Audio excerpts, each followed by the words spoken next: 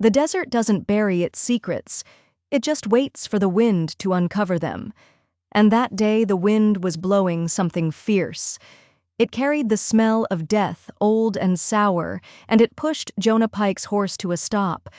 He saw it from the ridge. A wagon, belly up in the sand, its wheels pointing to the merciless sun like broken fingers. The desert was a patient thief. It took everything sooner or later. Jonah swung down from the saddle, his boots crunching on baked earth. The horse was skittish, ears twitching, sensing the wrongness of the place. Jonah's shadow, long and gaunt, fell across the wreckage. He scanned the sky for buzzards. Nothing. He scanned the ground for tracks. Nothing but the wind's own patterns. It was too quiet, too clean. Then he heard it. So faint he almost missed it. A tiny sniffle, swallowed by the wind. Jonah's hand didn't go to his gun. It just hovered. He moved slow, his spurs silent. And there, tucked behind a splintered wagon wheel, was a little girl, maybe 6 years old. Her dress was ripped, her hair was a tangled mess of dust, and her eyes were old. She stared at him, not like a scared child, but like a cornered wolf. He held up a hand. "Easy now," he said, his voice a low rumble. "I ain't gonna hurt you." She didn't move, didn't blink, just watched him. A grasshopper jumped between them, and she flinched, a tiny, violent jerk. He saw then how tightly she was wound. Jonah crouched down, letting the brim of his hat hide his face. "You all alone out here?" She gave a single, sharp nod. Her throat worked, trying to make a sound. "I lost my mama," she whispered, the words coming out flat and rehearsed. "She went to find water. She never came back." It was a line she'd been saying to the sand, to the sun, to the silence. Jonah felt that old, familiar ache in his chest, the one he'd buried 3 winters ago. He looked around again. No tracks, no sign of a woman walking anywhere. The sun had blistered the back of the girl's small hands. Another day, and she'd be nothing but bones. "I got a horse," he said, "and a place with shade. You can ride with me." Her old eyes sized him up, weighing his words against the unforgiving silence. She was deciding if he was a savior or just a different kind of monster. "Tell you what," he said, his voice gentle. "I'll sit right here till you decide." He sat cross-legged in the dirt, the sun beating down on him. He waited. Finally, she stood up, slow and deliberate, and took a step toward him. He offered his calloused hand. She stared at it for a long second, then placed her tiny, bird-boned hand in his. He lifted her onto the saddle and swung up behind her. She felt like nothing, a bundle of rags and dust. She gripped the saddle horn, knuckles white, as he urged the horse forward, away from the wreck that was supposed to be her past. They rode in silence.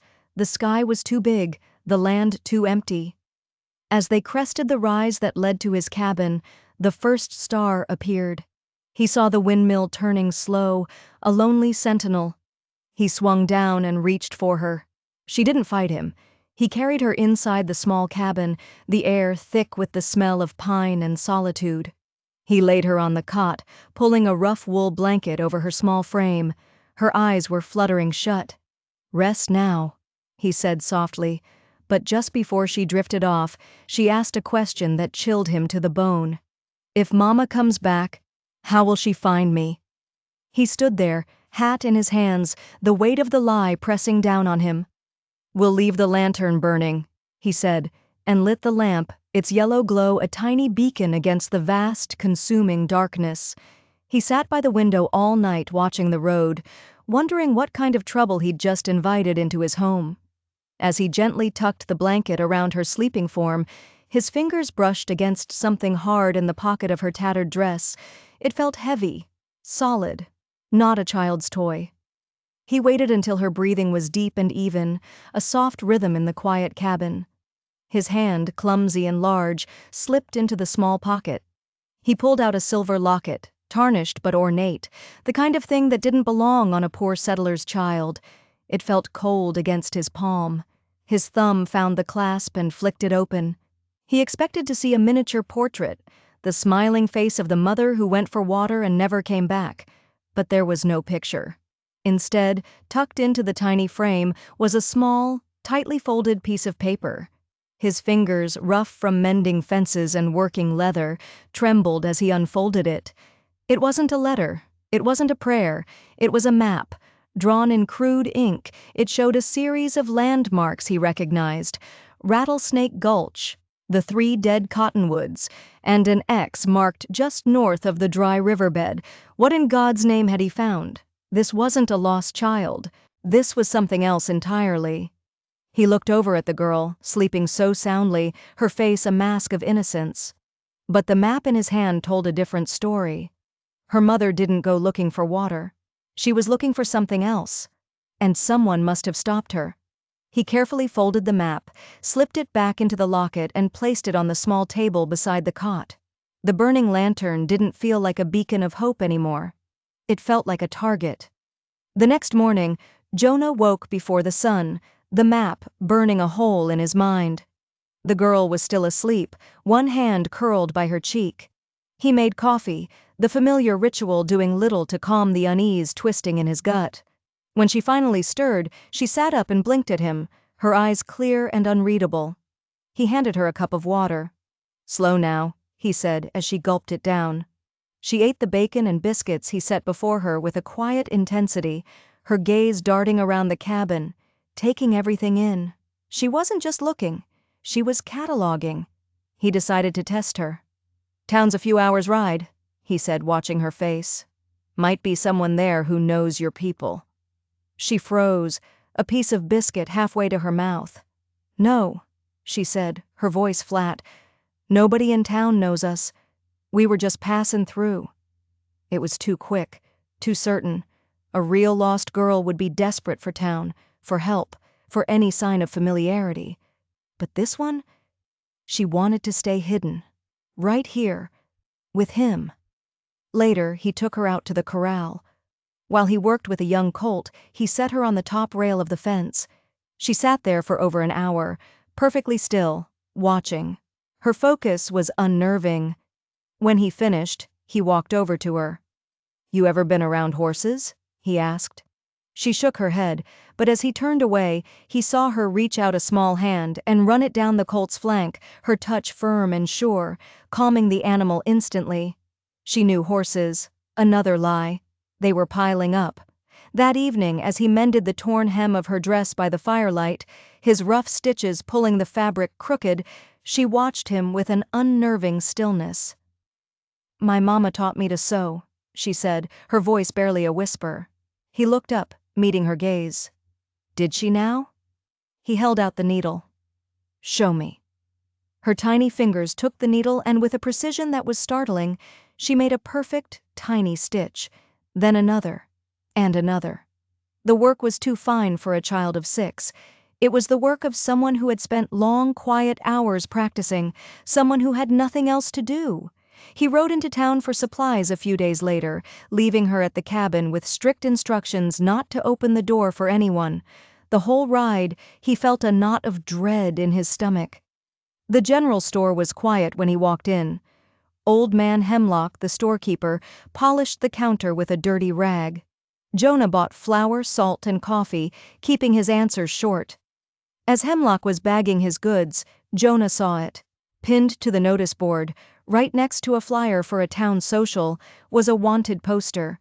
The ink was faded, the paper yellowed, but the drawing was clear enough. A man with a thick beard and cruel eyes. The name read, Silas Kane. Reward, $500. Wanted for robbery and murder. Jonah's blood ran cold. It wasn't the man's face that stopped his heart. It was the text underneath. Known to travel with a young girl, answers to the name Lily, believed to be his daughter. Jonah stared at the poster, his mind racing. Lily. The girl in his cabin had told him her name was Miriam. Another lie. He was harboring the daughter of a killer. He ripped the poster from the board, shoving it into his pocket. Hemlock shot him a curious look. "Something wrong, Jonah?" "Just cleaning up your board for you," Jonah grunted, throwing the coins on the counter. He fled the store, his heart pounding a frantic rhythm against his ribs. The ride home was a blur. He wasn't sheltering an orphan. He was hiding a criminal's child. Was she a victim? Or was she a part of it? The map, the lies, the silver locket, it was all starting to form a dark, ugly picture. When he burst into the cabin, she was sitting on the floor, humming a soft tune. She looked up at him, a small, innocent smile on her face. But Jonah didn't see a little girl anymore. He saw the daughter of a murderer, and he saw the $500 reward that could either save him or get him killed. The wanted poster in his pocket felt as heavy as a tombstone. He confronted her that night. The storm that had been brewing in his mind finally broke. He slapped the wanted poster down on the wooden table between them. The paper crinkled in the silence. "Lily," he said, his voice hard. Her head snapped up. The smile vanished. Her eyes, those old watchful eyes, turned to ice. She stared at the crude drawing of Silas Kane, her face a blank mask. He'd expected tears, denials, fear. He got nothing, just a chilling, profound emptiness that seemed to suck all the warmth from the room. "That your paw?" he pressed, leaning forward. She didn't answer. She just traced the outline of the man's face with one small finger. A strange, unreadable expression crossed her features. It wasn't love. It wasn't fear. It was something else, something calculating. "He said we were going to be rich," she whispered, her voice so low he barely heard it. "He said Mama had the key." "Mama, the woman who went for water." "Your mama?" Jonah asked, his gut twisting. "Or his woman?" Lily's eyes met his, and for the first time he saw a flicker of the terrified child beneath the hardened shell. "She wasn't my mama," she said. "She was kind. She gave me the locket. She told me to run. She said Silas would never stop looking for it." The locket. The map. It wasn't Silas's map. It was the woman's. A getaway plan. A betrayal. And Silas had caught up with them at that broken-down wagon. The scene replayed in Jonah's mind, but now it was different. It wasn't a tragic accident. It was a murder scene. He'd stumbled upon the sole survivor of a bloody showdown. "Where is he now, Lily?" Jonah demanded. "Where's Silas?" She shook her head, her whole body trembling. "I don't know. I ran. I hid. I waited." Her story about waiting for her mama was true, in a way. She was waiting for the kind woman to come back, but the woman was never coming back, and her father, the monster on the poster, was out there, hunting, not for his daughter, but for the map she carried. Suddenly, the isolation of his small cabin didn't feel like a comfort. It felt like a trap. Every shadow seemed to hold a threat. Every gust of wind sounded like approaching hoofbeats. He had a choice to make. He could ride back to town, turn her over to the sheriff, collect his $500, and wash his hands of the whole mess. Or he could stay. He could protect this strange, broken child from the man who was coming for her. He looked at Lily, huddled by the dying fire, and saw the flicker of the woman he'd buried 3 winters ago. He saw the child they never had. The lawman in him screamed to turn her in. But the man, the lonely, grieving man, knew he couldn't. He was already in too deep. As he made the decision, a floorboard on the porch outside creaked. It was a soft sound, almost lost in the wind, but in the tense silence of the cabin, it was as loud as a gunshot. Someone was here. Jonah grabbed the rifle from its hooks by the door, his movements fluid and practiced. He motioned for Lily to get down, to hide behind the heavy wooden table. Her eyes were wide with terror, all pretense gone. She scrambled to the floor, pulling herself into a tight ball. Jonah moved to the window, peering through a crack in the shutter. A lone figure stood on the porch, a silhouette against the moonless night. Not a big man, not Silas Kane. It was the deputy from town, a weaselly man named Hicks. What was he doing all the way out here, in the middle of the night? "Jonah Pike," Hicks called out, his voice thin and nervous. "Sheriff sent me. We got word. About the girl." Jonah's grip tightened on the rifle. Word from who? He'd only been in town once. He'd ripped the poster down. How could they know? "What about her?" Jonah called back, his voice a low growl. "Just need to ask her some questions," Hicks said. but he sounded shaky. His hand kept twitching toward the pistol on his hip. Something was wrong. Terribly wrong. This wasn't official business. This was a shakedown. "Sheriff can come ask his questions in the morning," Jonah said, his tone leaving no room for argument. "Now, Jonah, don't be difficult," Hicks whined. "There's a reward, a private one. Silas Kane is offering $1,000 for the girl and the locket she's carrying." Jonah's blood ran cold. $1,000, double the official bounty. Kane wasn't just a wanted man, he was a man with money, with influence, and he'd bought himself a lawman. Deputy Hicks wasn't here to serve a warrant, he was here to collect a bounty. He was working for Silas. "I don't know what you're talking about," Jonah said, playing dumb. "Don't lie to me, Pike." Hicks's voice cracked with a mix of greed and fear. "We know she's here. Hemlock at the store saw you take the poster. He sent word to Kane's men." Old man Hemlock, the friendly storekeeper, another snake in the grass. The whole town was rotten. Jonah was completely, utterly alone. He had no one to trust. Just him, a girl who was the key to a fortune, and a corrupt lawman on his porch who was about to get very violent. "Last chance, Pike!" Hicks yelled. "Send out the girl!" Jonah knew there was no talking his way out of this. Hicks wouldn't leave without the girl or a body. He looked over at Lily, who was shaking uncontrollably under the table. This was his choice. Right here, right now. He could give her up, save his own skin. Or he could fight. He thought of the grave under the cottonwood tree. He'd made a promise to his wife that he would live a quiet life. But maybe a quiet life wasn't the same as a good one. He raised the rifle to his shoulder, the cold metal a familiar comfort. He took a deep breath. "You tell Silas Kane," he yelled, his voice echoing across the empty plains. "He wants her. He's got to come through me." A gunshot shattered the night, splintering the wood of the doorframe just inches from Jonah's head. The battle for Lily had begun. The gunshot sent a shower of wooden splinters into the cabin. Jonah didn't flinch. He fired back, not at Hicks, but at the lantern hanging on the porch. It exploded in a burst of flame and glass, plunging the front of the cabin into darkness. Hicks cursed, firing blindly into the cabin. Jonah used the noise to move, dragging a heavy chest of drawers in front of the window. Another shot ripped through the thin wall, burying itself in a sack of flour, which erupted in a white cloud. "You're a dead man, Pike!" Hicks screamed from the darkness. Jonah knew he had the advantage.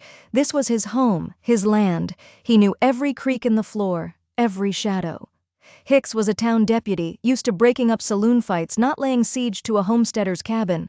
Jonah crept to the back door. He had to get Lily out of here. The cabin was a death trap. He motioned to her, and she crawled silently across the floor, her small face streaked with dust and tears. He pushed open the back door. The wind howled, a welcome cover for their escape. He scooped her up, his arms securely around her waist, the rifle in his other hand. They slipped out into the night, melting into the familiar darkness of the surrounding scrubland. He could hear Hicks still firing at the front of the cabin, wasting his bullets on an empty room. They ran. Jonah's lungs burned, but he didn't slow down. He knew where he was going. A small, hidden cave in the rocks a mile north of the cabin, a place he'd used for shelter during storms. It was defensible. It was safe. For now. When they finally reached it, they collapsed inside, gasping for breath. The cave was small and smelled of damp earth. It wasn't much, but it was a fortress compared to the cabin. Lily was shivering, not from the cold, but from sheer terror. He wrapped his coat around her, pulling her close. "He's not going to find us here," Jonah whispered, more to convince himself than her. But he knew it was a lie. Hicks would realize the cabin was empty. He'd come looking, and he wouldn't be alone. Silas Kane was out there, and now he knew exactly where to find his prize. A whole town was against them.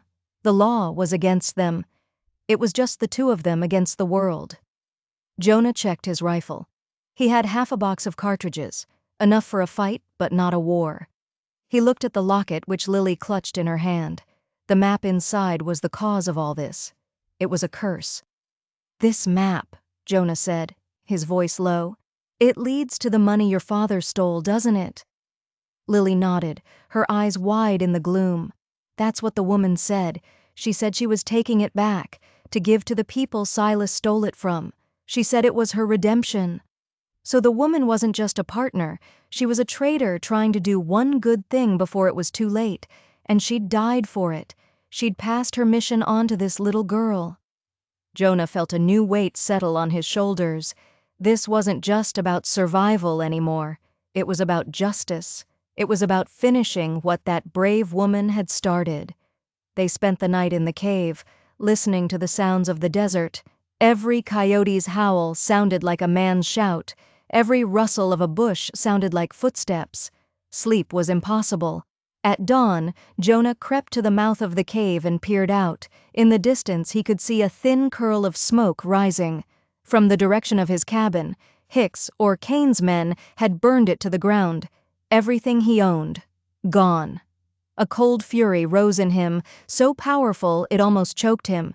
They hadn't just made him a fugitive, they had erased his life. He turned back to Lily. Her face was pale, but her eyes were dry. She had seen worse. This was nothing to her. That thought hardened something inside him. He wasn't going to run anymore. "We're going to finish this," he said, his voice a gravelly whisper.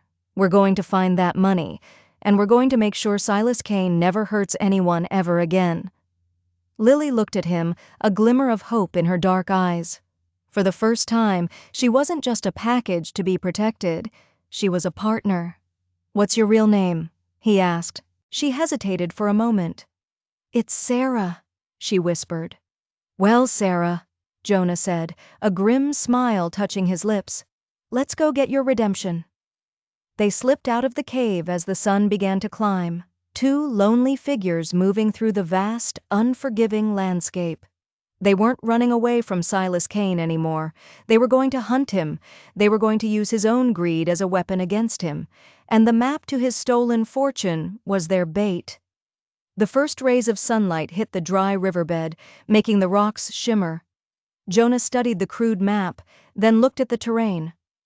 Rattlesnake Gulch was to the west. The three dead cottonwoods stood like skeletons on the horizon. The X was in a narrow canyon, a natural bottleneck, a perfect place for an ambush. "He'll be expecting us to go for the money," Jonah said, thinking aloud. "He'll have men watching the canyon." Sarah, who had been silent for miles, spoke up. "He won't watch the whole canyon," she said, her voice surprisingly firm. "Just the entrance. He's arrogant. He thinks no one is smart enough to trick him." She knew her father. She knew how his cruel mind worked. This small, silent girl was his most valuable weapon. "He taught me how to track," she added, as if it were the most normal thing in the world. "How to read the signs. He said it was important to know your enemy." A plan began to form in Jonah's mind. A dangerous, desperate plan. It involved using Sarah as bait, a thought that made his stomach churn. But it was the only way. They couldn't outrun Kane's network. They couldn't outgun them. They had to outthink them. "There's an old miner's trail," Jonah said, pointing to a ridge overlooking the canyon. "It's treacherous, but it will give us a vantage point. We can see them before they see us." They spent the day making their way to the ridge, moving slowly, carefully, Sarah pointing out signs of recent passage that Jonah would have missed. A freshly broken branch, a displaced rock. Someone had been through here recently. Kane's men were already in position. As dusk began to settle, they reached the ridge. Peering over the edge, they could see the canyon below. Just as Sarah predicted, two men were camped at the entrance, their rifles leaning against a rock, a small fire burning. They were relaxed, confident. They had the only way in and out covered, or so they thought. "They'll have a sentry," Jonah whispered, scanning the rocks around the camp. Sarah pointed. "There," she breathed, "behind that Joshua tree. I can see the moonlight glinting off his spyglass." Jonah saw him, a third man hidden in the shadows watching the plains. They were walking into a trap. But now, they were the ones who could see the whole board. The plan shifted. It wasn't about ambush anymore. It was about infiltration. I'm going to create a diversion, Jonah said, his mind racing. Draw the guards away from the entrance. That's when you run. You run through that canyon as fast as you can. Don't look back. On the other side, head for the old mission. Tell the priests what happened. They're good men. They'll protect you. Sarah looked at him, her eyes shining in the dim light. What about you? She asked. I'll hold them off, he said, his voice grim. It's the only way for you to get out clean. But she shook her head fiercely. No, she said. The woman who gave me the locket, she died trying to get that money back to its rightful owners. We can't just run. We have to finish it. Her determination was staggering. This wasn't a child anymore. This was a survivor, forged in fire and betrayal. She had her own code, her own mission, and he realized with a start that he was no longer protecting her. They were in this together. All right, he said, a newfound respect in his voice. New plan. We don't avoid the trap. We spring it. On our terms. He explained the idea, his words coming in quick, hushed tones. It was insane. It relied on perfect timing, on luck, and on the brutal arrogance of Silas Kane. It was a plan that would either get them both killed or deliver the justice they were seeking. When he was finished, Sarah simply nodded. There was no fear in her eyes, only resolve. They waited until the moon was high. Jonah took a piece of his shirt, tied it to a branch of sagebrush, and doused it with oil from his small flask. He lit it, creating a small, flickering torch. This was the first move in their deadly game of chess. He scrambled down the far side of the ridge, moving in a wide circle, putting himself on the opposite side of the canyon from the hidden sentry. Then he started a fire. Not a big one, but big enough to be seen. A lone campfire, out in the open. A foolish traveler, lost and vulnerable. It didn't take long. He heard a whistle from the sentry's position. The two men at the canyon entrance doused their own fire and grabbed their rifles. They started moving toward his position, cautiously, like wolves stalking a sheep. The bait was taken. Now it was Sarah's turn. Jonah held his breath, praying. He watched the two figures get closer and closer to his decoy fire. Then from the canyon he heard it. A scream. A child's scream, full of terror and pain. It echoed off the rock walls, a heartbreaking sound. The two men stopped dead in their tracks. They looked at each other, then back toward the canyon. They'd been tricked. They turned and sprinted back toward the entrance, cursing their stupidity. Jonah smiled grimly in the darkness. Sarah had played her part perfectly. He extinguished his decoy fire and began to move, silent as a ghost, toward the now unguarded canyon entrance. He had to get there before they did. The race was on. He reached the mouth of the canyon just as the two guards came crashing through the brush. They were focused on the canyon, on finding the source of the scream, and they didn't see him until it was too late. Jonah moved like a cornered animal, all instinct and desperation. He brought the butt of his rifle down on the first man's head, dropping him without a sound. The second man spun around, raising his pistol, but Jonah was already on him.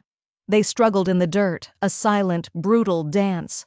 The man was strong, but Jonah was fueled by a cold rage. He managed to get his hands on the man's pistol, twisting it until a bone snapped. The man cried out, and Jonah silenced him with a final, decisive blow. 2 down. But where was the sentry? And where was Silas? He crept into the canyon, his rifle ready. Sarah? He whispered into the darkness. A small figure emerged from behind a large boulder. She was holding a rock in her hand, her face set and determined. She had been ready to fight if he hadn't made it. He felt a surge of pride. They moved deeper into the canyon, following the crude map from the locket. The canyon walls grew narrower, the air colder. They found the spot easily, a pile of loose rocks that looked different from the surrounding cliff face. This was it, the stolen fortune. They worked together, pulling the rocks away. Behind them was a dark opening, just big enough for a man to crawl through. A small cave, and inside, glinting in the faint moonlight, were 2 heavy saddlebags. Jonah pulled one out. It was heavy. He unbuckled the strap and reached inside. His hand closed around a stack of bundled banknotes. It was all there. A fortune. Enough to disappear, to start a new life anywhere. But as he stood up, a voice echoed from the mouth of the canyon, dripping with menace. "I'll be taking that back now." Jonah spun around, pushing Sarah behind him. Standing there, silhouetted against the night sky, was a large, bearded man. His eyes were cruel pits in a weathered face. In his hand, he held a gleaming Colt revolver. It was Silas Kane. And he wasn't alone. The sentry stood beside him, rifle aimed squarely at Jonah's chest. And next to him, looking pale and terrified, was Deputy Hicks. They had been played. Kane hadn't sent his men to investigate the fire. He had used the diversion to circle around and trap them from behind. Sarah's father had been one step ahead of them the entire time. "You've been a thorn in my side, old man," Silas Kane sneered, taking a step forward. "And you," he said, his gaze falling on Sarah, "I taught you better than to trust strangers. That locket belongs to me." "It belonged to the woman you murdered," Jonah spat, his hand tightening on his rifle. Kane chuckled, a low rumbling sound that held no humor. "She got what she deserved. She betrayed me, just like you're about to die for getting in my way." He gestured with his pistol. "Drop the rifle and kick over the saddlebags." Jonah hesitated. He was outgunned and trapped. Hicks looked like he was about to be sick, but the sentry was a hardened killer, his eyes cold and steady. There was no way out. He slowly lowered the rifle, placing it on the ground. He shoved the heavy saddlebag with his boot, sending it sliding across the dirt toward Kane. Kane smiled, his teeth yellow in the moonlight. "Good boy. Now the other one." Jonah reached into the small cave to grab the second saddlebag. His fingers brushed against the rough canvas, and then against something else, something cold, hard, and metallic. He froze. Tucked in the back of the cave, almost hidden from view, was a third item. It wasn't a bag of money. It was a metal box, a box of dynamite. The miners who had dug this cave had left it behind. A desperate, suicidal idea exploded in his mind. It was their only chance. He grabbed the second saddlebag, but his other hand closed around a stick of dynamite and a small coil of fuse. Keeping the dynamite hidden from view, he pulled the saddlebag out and pushed it toward Kane. "There," he said, "you've got what you came for. Now let the girl go." Kane laughed out loud. "You're in no position to make demands. You see, I can't leave any witnesses." He raised his pistol, aiming it directly at Jonah's heart. "Hicks, you can have the old man. The girl is mine." Deputy Hicks swallowed hard, his hand shaking as he raised his own gun. He didn't want to be a killer, but he was in too deep to back out now. Jonah knew he had only seconds. While Kane was distracted, Jonah worked furiously behind his back, pushing the short fuse into the stick of dynamite. He pulled a match from his pocket. The sound of him striking it against the rock was lost in the wind. The fuse hissed to life, a tiny sputtering spark in the darkness. "It's a shame, really," Kane was saying, savoring his victory, "all this trouble for nothing." "Not for nothing," Jonah said, his voice deadly calm. He stood up, the lit stick of dynamite in his hand. The eyes of the three men widened in horror. Hicks let out a terrified yelp. "He's crazy!" "I'm giving you one chance," Jonah said, his voice ringing with authority. "Drop your weapons and walk away." Kane stared at the hissing fuse, then at Jonah's face. He saw no fear, no bluff, only the grim certainty of a man with nothing left to lose. He was trapped. If he shot Jonah, Jonah would drop the dynamite, and they would all be blown to pieces in the narrow canyon. "You're bluffing," Kane snarled, but his voice lacked conviction.